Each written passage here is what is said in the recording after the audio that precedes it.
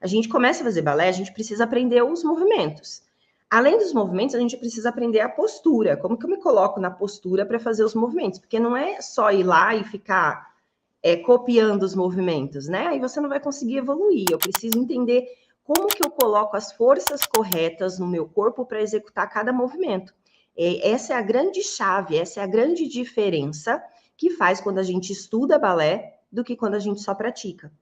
Quando a gente faz isso, a gente cria condições do nosso cérebro, nosso corpo se comunicar melhor para executar os movimentos do balé, porque é uma comunicação entre meu cérebro e meu corpo. O meu cérebro fala, tem que esticar o pé, esticar o joelho, e o meu corpo tem que obedecer. Quando eu estudo, eu acelero esse aprendizado.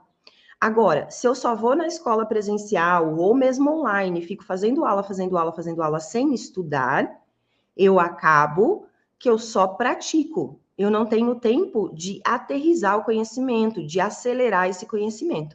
Então, quando a gente começa no balé, a gente tem que aprender a nossa postura e aprender a executar todos os movimentos. E como que a gente aprende isso? A gente aprende isso com uma sapatilha de meia ponta, que é uma sapatilha assim, ó, de paninho, tá vendo? Ela cabe na minha mão, molinha, tá? Ela tem um corinho aqui atrás para a gente não escorregar, mas basicamente é isso, uma sapatilha de meia ponta.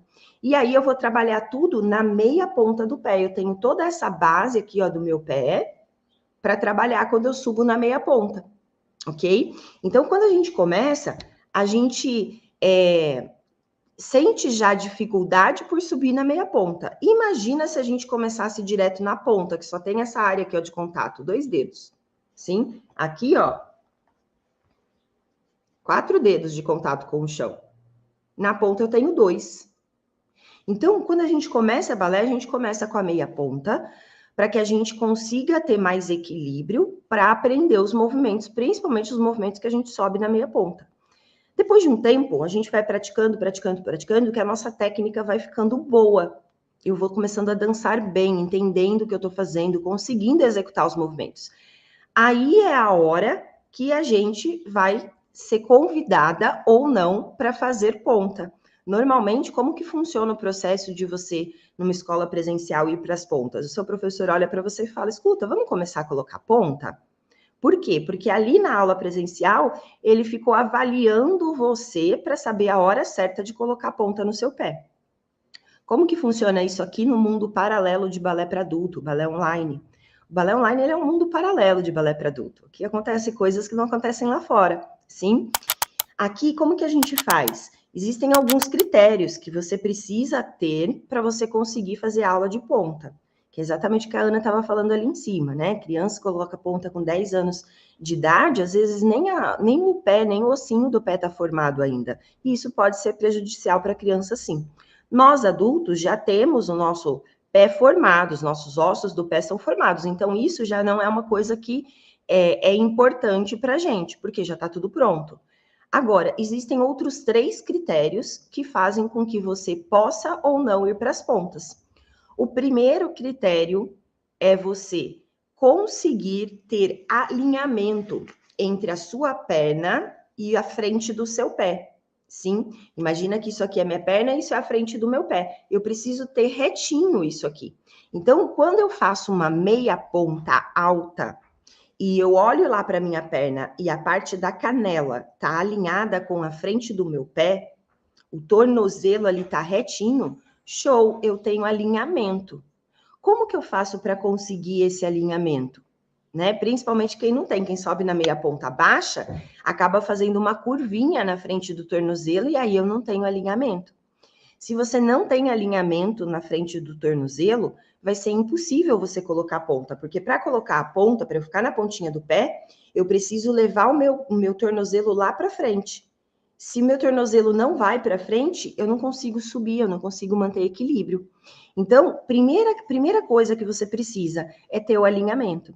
E aí, para ter alinhamento, a gente precisa fazer alongamento para musculatura, para os tendões e ligamentos que estão ali na nossa região de tornozelo. Então, um teste simples que você pode fazer para saber se você tem alinhamento ou não é fazer isso aqui, ó. Vou ver. Vou lá, subir minha calça aqui. Olha só. Quando eu faço meia ponta, se na frente do meu tornozelo, aqui, ó, essa região aqui. Se eu faço uma meia ponta baixa, tá vendo que fica uma curvinha? Essa curvinha significa que você não vai conseguir subir na ponta. Imagina eu lá, subindo na meia ponta com a curvinha. Tá vendo a curvinha lá na frente do tornozelo? É diferente isso disso. Para subir na ponta, eu preciso estar aqui, ó, a frente da canela alinhada com o meu pé. Por quê? Porque aí eu vou colocar a pontinha do pé lá e vou conseguir subir. Agora, se a minha meia ponta é sempre baixa, quando eu coloco a sapatilha de ponta, meia ponta baixa, quando eu coloco a ponta, eu não consigo chegar lá na pontinha do pé, porque eu preciso desse movimento para frente. Então, a primeira coisa que você precisa fazer é um teste para ver se você tem esse alinhamento. Como que funciona esse teste? Muito simples. Primeiro, coloca com a perna dobrada, melhor assim, ó, e empurra o calcanhar para frente. Ah, beleza, consigo ficar reta. Não, mesmo assim, Mário, o meu fica para trás. Então, isso é um indicativo de que você precisa fazer alongamento para essa região aqui, para que a musculatura, os tendões que estão aqui, permitam que o seu tornozelo vá para frente, tá? Então, esse é o nosso primeiro princípio. Mas ele não é o único. Eu também preciso ter força. Se eu não tenho força para chegar nesse pontinho, nesse eixo de jogar o meu pé para frente, eu não vou ter força para subir na ponta. Sim? Então, ó, alinhamento, ou seja, alongamento do tornozelo. E eu preciso ter força para conseguir subir na meia ponta alta. Quando a bailarina consegue, né, a bailarina adulta, ela consegue ter alinhamento e força, aí ela já tem condições de colocar uma ponta no pé. Mas aí entra o terceiro critério.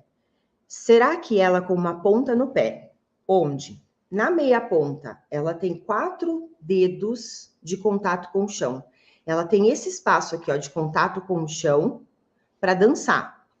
Será que se eu colocar ela só com 2 dedos de contato com o chão, será que ela vai conseguir dançar? O que é esse fator? É a técnica. Quando a bailarina tem técnica, ela sabe executar os movimentos, com uma região de 4 dedos de apoio ali, com esse apoio no chão, ela consegue dançar bem, ela consegue fazer pirueta, ela consegue fazer pique arabesque, ela consegue fazer chané. Aí significa que a bailarina já tem a técnica. O que acontece quando a gente vai para a ponta? Normalmente, o nosso rendimento cai em 50%. O que significa isso? Que se na meia ponta eu consigo fazer uma pirueta, na hora que eu for para a ponta, eu vou conseguir fazer quantas? Meia. Então, o ideal é que na meia ponta eu esteja fazendo 2 piruetas, para que na hora que eu for para a ponta, eu tenha condições de fazer pelo menos uma. Porque senão, eu vou começar a fazer aula de ponta e eu vou me sentir frustrada, porque eu não consigo subir, eu não consigo ficar lá em cima, eu não consigo soltar a barra, eu não consigo fazer uma pirueta. Aí a bailarina começa a ficar frustrada e abandona o sonho de fazer balé. Sim? Então é muito importante a gente obedecer esses 3 critérios. Para você conseguir chegar na ponta, você precisa ter flexibilidade no seu tornozelo para chegar no eixo certo, força para chegar lá e se manter lá. Tem muita bailarina que faz coupé, né? Então fica com um pé só no chão e aí a meia ponta começa a descer, porque ela não tem força para sustentar. E eu preciso ter técnica, eu preciso já estar dançando bem na meia ponta para que eu consiga me desafiar na sapatilha de ponta.